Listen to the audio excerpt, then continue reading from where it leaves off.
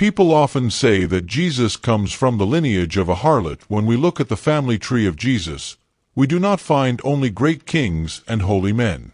We also find broken stories, painful memories, and people the world would never expect. Yet God chose them to bring His Son into the world.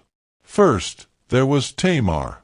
She was Judah's daughter-in-law, but she was left childless and forgotten.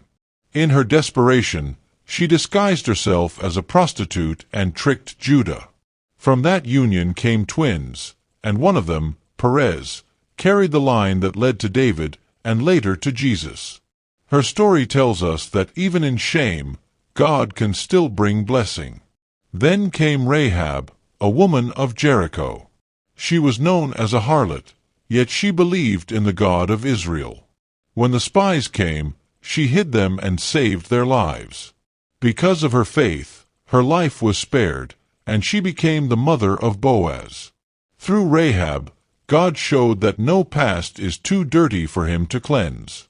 Boaz later married Ruth, a young widow from Moab. Ruth was an outsider, from a people with a shameful past. But she chose to follow the God of Israel, and she chose kindness and loyalty. God rewarded her with a new home and a new family.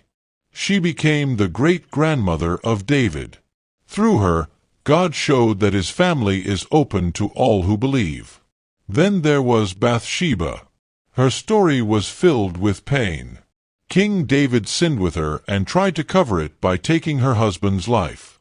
Their first child died, and their shame was great. Yet from her later came Solomon, the great king.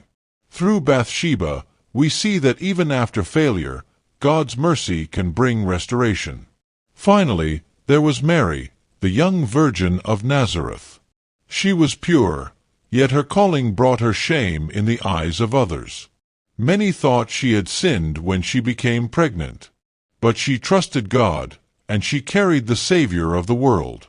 When we put these women together, we see a family line filled with brokenness, yet chosen by God. Tamar was desperate, Rahab was a harlot, Ruth was a foreigner, Bathsheba was caught in sin, and Mary was misunderstood. But through them, God brought Jesus, the one who came to save us all.